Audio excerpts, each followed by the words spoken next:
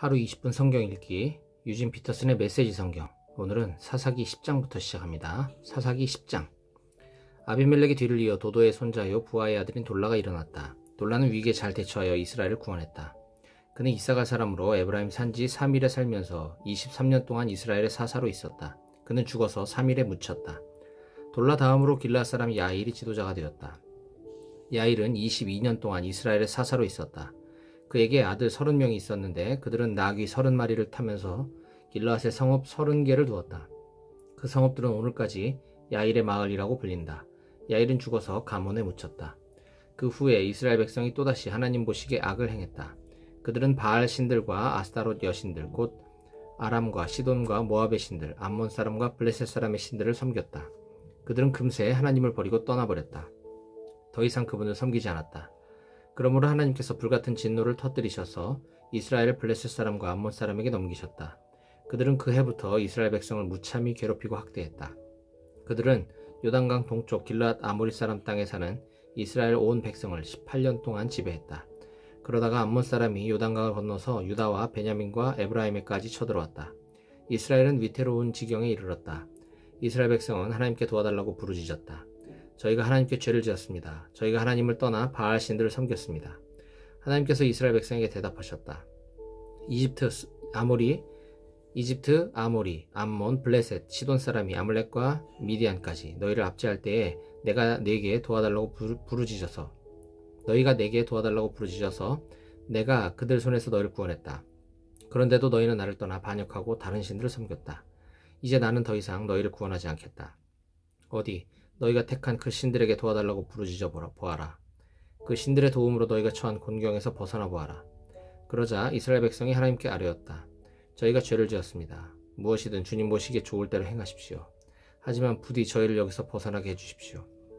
그러고 나서 그들은 이방 신들을 깨끗이 버리고 하나님만 섬겼다. 하나님께서는 이스라엘의 괴로움을 마음에 두셨다. 암몬 사람이 전쟁을 준비하고 길르앗에 진을 치자 이스라엘 백성도 대항하기 위해 미스바에 진을 쳤다. 길르앗의 지도자들이 말했다. 누가 우리를 위해 일어나서 암몬 사람을 치겠는가? 우리가 그를 길르앗 모든 사람의 통치자로 삼을 것이다. 사사기 11장. 길르앗 사람 입다는 강인한 용사였다. 그는 창리의 아들이었고 아버지는 길르앗이었다. 한편 길르앗의 본처가 그의 다른 아들들을 낳았는데 그 아들들이 자라서 입다를 쫓아내며 그에게 말했다. 너는 다른 여자의 아들이니 우리 집안의 유산을 하나도 받지 못할 것이다. 그래서 입다는 형제들을 피해 돕이라고 하는 땅에 가서 살았는데 건달들이 그에게부터 함께 어울려 다녔다. 얼마 후에 암몬 사람이 이스라엘에 싸움을 걸어왔다. 그들이 전쟁을 일으키자 길르앗 장로들은 입다를 데려오기 위해 돕 땅으로 갔다. 그들이 입다에게 말했다. 와서 우리의 지휘관이 되어주시오. 그러면 우리가 암몬 사람을 칠 수 있을 것이오. 그러자 입다가 길르앗의 장로들에게 말했다. 하지만 당신들은 나를 미워하지 않았습니까? 당신들은 나를 집안에서 쫓아냈습니다. 그런데 어찌 이제 와서 나를 찾아온 것입니까? 당신들이 곤경에 빠져서 그런 것 아닙니까? 그렇지 않습니까? 길르앗의 장로들이 대답했다. 그렇소. 당신과 함께 가서 암몬 사람과 싸우려고 우리가 여기 왔어. 당신이 우리 모두 길르앗 모든 사람의 통치자가 될 것이오. 입다가 길르앗의 장로들에게 말했다. 그러니까 당신들이 나를 고향으로 데리고 가서 암몬 사람과 싸울 때에 하나님께서 그들을 내 손에 넘겨주시면 내가 당신들의 통치자가 된다는 말입니까? 그들이 말했다. 하나님께서 우리 사이의 증인이시오. 무엇이든 당신이 말하는 대로 우리가 행하겠소. 입다는 길르앗의 장로들과 함께 갔다. 백성은 그를 그들의 통치자와 지휘관으로 삼았다. 입다는 자신이 한 말을 미스바에서 하나님 앞에 아뢰었다. 그 후에 입다가 암몬 사람의 왕에게 전령을 보내 메시지를 전했다. 내 땅에 들어와 시비를 거니 이 무슨 짓입니까? 암몬 사람의 왕이 입다의 전령에게 말했다. 이스라엘이 이집트에서 올라올 때 아르논 강에서부터 멀리 야복강과 요단강에 이르는 내 땅을 빼앗았기 때문이요. 순순히 내 땅을 내놓으시오. 그러면 돌아가겠소. 입다가 암몬 사람의 왕에게 다시 전령을 보내 메시지를 전했다. 입다의 말입니다. 이스라엘은 모압 땅과 암몬 땅을 빼앗지 않았습니다. 이집트에서 올라올 때 이스라엘은 사막을 가로질러 홍해까지 갔고 가데스에 이르렀습니다. 거기서 에돔 왕에게 전령을 보내어 부디 우리 일을 당신의 땅으로 지나가게 해주십시오 하고 말했지만 에돔 왕은 그 요청을 들어주지 않았습니다. 이스라엘은 모압 왕에게도 승낙을 구했으나 그도 지나가게 해주지 않았습니다. 이스라엘은 가데스에서 발이 묶였습니다. 그래서 이스라엘은 사막을 가로지르고 에돔 땅과 모압 땅을 돌아서 왔습니다. 이스라엘은 모압 땅 동쪽으로 나와 아르논 맞은편에 진을 쳤습니다. 아르논은 모압의 경계여서 모압 영토에는 한 발짝도 들어가지 않았습니다. 그 후에 이스라엘은 수도 헤스본에 있는 아모리 왕 시온에게 전령을 보내어 우리 땅으로 가는 길에 부디 당신의 땅을 지나가게 해주십시오 하고 부탁했습니다. 그러나 이스라엘을 믿지 못한 시온은 자기네 땅을 통과하도록 허락하지 않았고 오히려 온 군대를 모아 야하스의 진을 치고 이스라엘과 싸웠습니다. 그러나 이스라엘의 하나님께서 시온과 그의 온 군대를 이스라엘의 손에 넘겨주셨습니다. 이스라엘은 그들 물리치고 아르논에서 야복강까지 그리고 사막에서 요단강까지 아모리의 모든 땅을 차지했습니다. 이스라엘의 하나님께서 이스라엘을 위해 아모리 사람을 몰아내셨습니다. 그런데 당신이 누구이기에 그것을 빼앗으려고 합니까? 어째서 당신의 신 그모스가 주는 것으로 만족하지 못합니까? 당신이 그것으로 만족한다면 우리도 우리 하나님께서 주시는 것으로 만족할 것입니다. 당신이 모압 왕 십볼의 아들 발락보다 잘 될 것 같습니까? 이스라엘에 대항하던 그에게 거한 성과가 있었습니까? 그가 감히 전쟁을 벌였습니까? 지금까지 이스라엘이 헤스본과 그 주변 마을들, 아루엘과 그 주변 마을들, 아르논을 따라 난 주변 모든 마을에서 살아온 세월이 언 300년인데 당신은 왜 여태까지 그것들을 빼앗으려 하지 않았습니까? 내가 당신한테 잘못한 것이 없는데도 당신이 나한테 이렇게 싸움을 거는 것은 악한 일입니다. 재판장이신 하나님께서 오늘 이스라엘 백성과 암몬 백성 사이에서 판단하실 것입니다. 그러나 암몬 사람의 왕은 입다가 전한 말을 들으려 하지 않았다. 하나님의 영이 입다에게 임하셨다.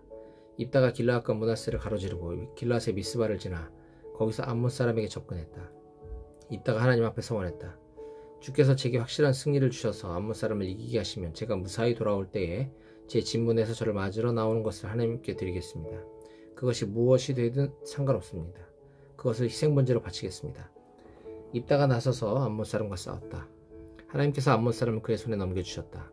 입다가 아루엘에서부터 민닛 주변 지역 그리고 멀리 아벨그라밈까지 20개 성읍을 쳐서 크게 이겼다. 그야말로 진멸이었다. 암몬 사람은 이스라엘 백성에게 항복했다. 입다가 미스바에 있는 집으로 돌아오자 그의 딸이 집에서 달려나와 탬버린을 들고 춤추며 그의 귀향을 환영했다. 그녀는 입다의 외동딸이었다. 그녀 말고는 그에게 아들도 없고 딸도 없었다. 입다는 그를 맞으러 누가 나왔는지 알고서 자기 옷을 찢으며 말했다. 아, 사랑하는 내 딸아, 내 처지가 비참하게 되었구나. 내 마음이 갈기갈기 찢어진다. 내가 하나님께 서원했으니 이제 와서 되돌릴 수도 없구나.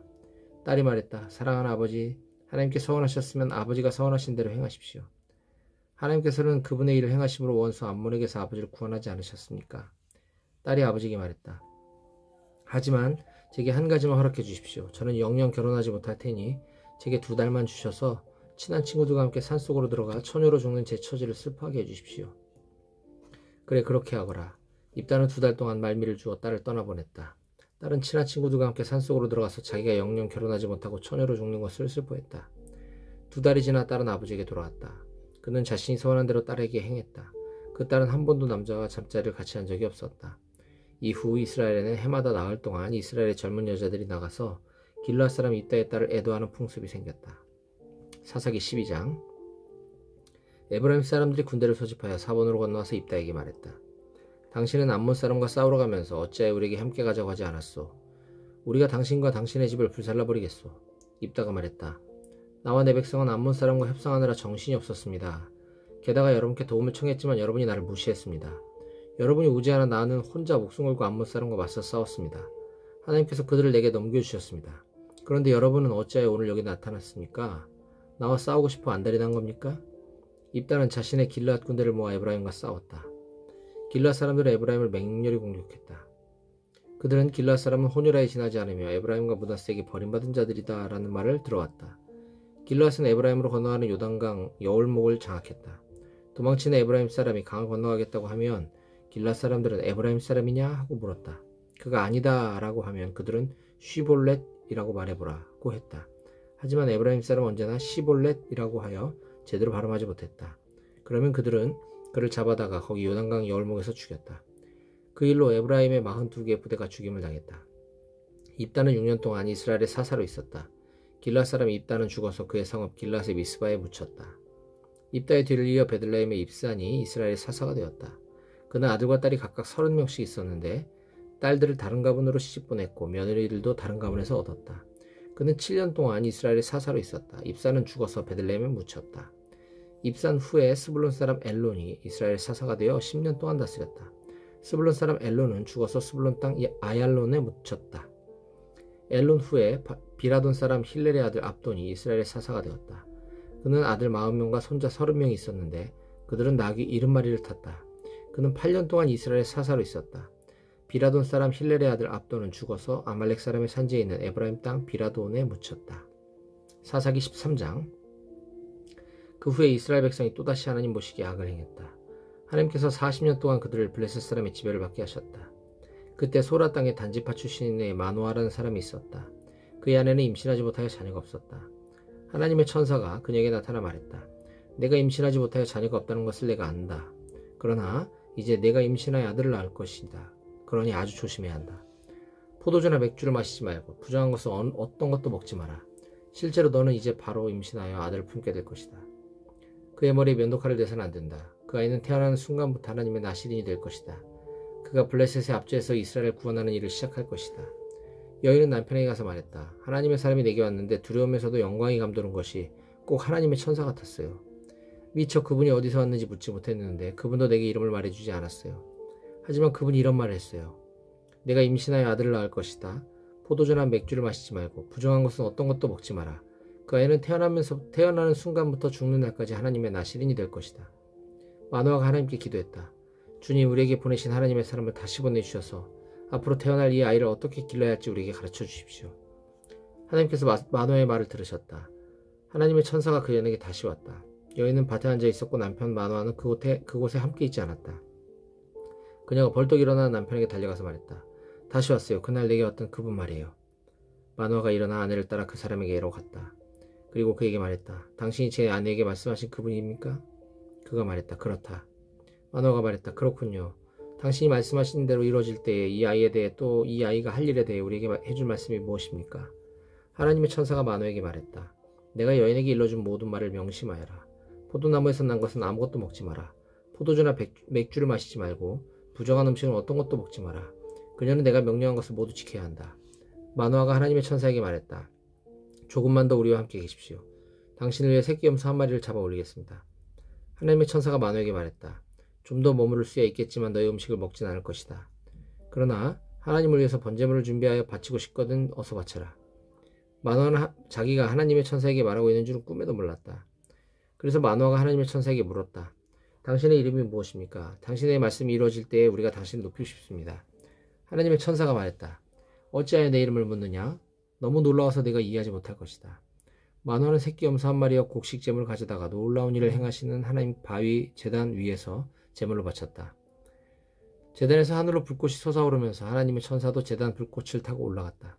마노아와 그의 아내는 그것을 보고 바닥에 얼굴을 대고 엎드렸다. 그 후 그들은 다시는 하나님의 천사를 보지 못했다. 그제야 마노아는 그가 하나님의 천사인 것을 깨달았다. 그가 아내에게 말했다. 이제 우리는 죽은 목숨이요 하나님을 보았으니 말이요. 그러자 그의 아내가 말했다. 하나님께서 우리를 죽이실 작정이셨으면 번제물과 곡식 제물을 받지 않으셨을 테고 아이가 태어나리라고 이 모든 것을 계시해 주지도 않으셨을 겁니다. 아인이 아들을 낳자 그들이 그의 이름을 삼손이라고 지었다. 아이가 자랄 때에 하나님께서 그에게 복을 주셨다. 그가 소라와 에스다올 사이에 있는 단지파에 지내 머물 때에 하나님의 영이 그 안에서 역사하기 시작하셨다. 사사기 14장. 삼손이 딥나로 내려갔다. 그곳 딥나에 그의 눈을 끄는 여자가 있었는데 블레셋 처녀였다. 그가 돌아와 아버지와 어머니에게 말했다. 딥나에서 여자를 보았는데 블레셋 처녀입니다. 그 여자를 아내로 얻어주십시오. 그러자 그의 부모가 말했다. 우리 백성이 사는 이 근방 처녀들 가운데는 여자가 없더냐? 꼭 할례받지 않은 블레셋 사람에게서 아내를 얻어야 되겠느냐? 그러나 삼손은 아버지에게 말했다. 그 여자를 얻어주십시오. 그 여자야말로 제가 원하는 사람 제 짝입니다. 삼손의 아버지와 어머니는 이 일 배후에 하나님이 계신 것과 그분이 이 일을 블레셋 사람을 치실 계기로 삼고자 하시는 것을 몰랐다. 당시에는 블레셋 사람이 이스라엘을 지배하고 있었다. 삼손은 아버지와 어머니와 함께 딥나로 내려갔다. 그가 딥나의 포도원에 이르렀을 때 어린 사자가 으르렁거리며 그에게 덤벼들었다. 하나님의 영이 삼손에게 강하게 임하셔서 그는 염소 새끼를 찢듯이 맨손으로 사자를 잡아 찢었다. 그러나 그는 자신이 한 일을 부모에게 말하지 않았다. 삼손은 그 길로 내려가 그 여자와 이야기를 나누었다. 그의 눈에는 그 여자가 바로 자기 짝으로 보였다. 며칠 후에 다시 여자를 데리러 가면서 그는 그 사자가 어떻게 되었는지 보려고 길을 돌아서 갔다. 그런데 신기한 일이 벌어지고 있었다. 사자의 주검에 벌떼가 우글거리고 그 안에 꿀이 있었던 것이다. 그는 손으로 꿀을 떠가지고 길을 가면서 그 꿀을 먹었다. 그는 꿀 얼마를 아버지와 어머니에게도 가져다 주어 먹게 했다. 그러나 그 꿀을 사자의 죽음에서 떠왔다는 말은 하지 않았다. 그의 아버지가 내려가 그 여자와 결혼 일정을 잡는 동안 삼손은 거기서 잔치를 벌였다. 당시의 젊은 남자들은 그렇게 했다. 블레셋 사람들은 삼손을 경계하여 30명을 구해다가 그의 친구로 삼고 함께 어울리게 했다. 삼손이 그들에게 말했다. 내가 당신들에게 수수께끼를 하나 내겠소. 잔치가 계속되는 7일 동안 당신들이 답을 알아맞히면 내가 당신들에게 베옷 30벌과 좋은 겉옷 30벌을 주겠소. 그러나 알아맞히지 못하면 당신들이 나에게 베옷 30벌과 좋은 겉옷 30벌을 주어야 하오. 그들이 말했다. 좋소. 어디 한번 들어봅시다. 그래서 삼손이 수수께끼를 내놓았다. 먹는 자에게서 먹을 것이 나오고 힘센 자에게서 단 것이 나왔다. 그러나 그들은 알아맞히지 못했다. 사흘이 지나도록 그들은 여전히 쩌절매고 있었다. 나흘째 되는 날에 그들은 삼손의 신부에게 말했다. 당신 남편에게서 답을 캐내시오. 그렇지 않으면 우리가 당신과 당신 아버지의 집을 불살라버리겠소. 우리를 빈털터리로 만들려고 여기 초대한 거요? 그래서 삼손의 신부는 눈물을 흘리며 삼손에게 말했다. 당신은 나를 미워하고 사랑하지 않아요. 우리 민족에게 수수께끼를 내놓고는 나한테 답을 말해주지도 않잖아요. 그가 말했다.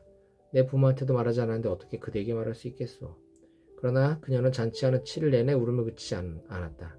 그녀의 괴롭힘에 지친 삼손은 결국 7일째 되던 날에 그녀에게 답을 말해버렸다. 그러자 그녀는 가서 자기 민족에게 그 답을 알려주었다. 7일째 되던 날 해가 지기 전에 성읍 사람들이 그에게 와서 말했다. 꿀보다 단 것이 무엇이며 사자보다 힘센 것이 무엇이겠소?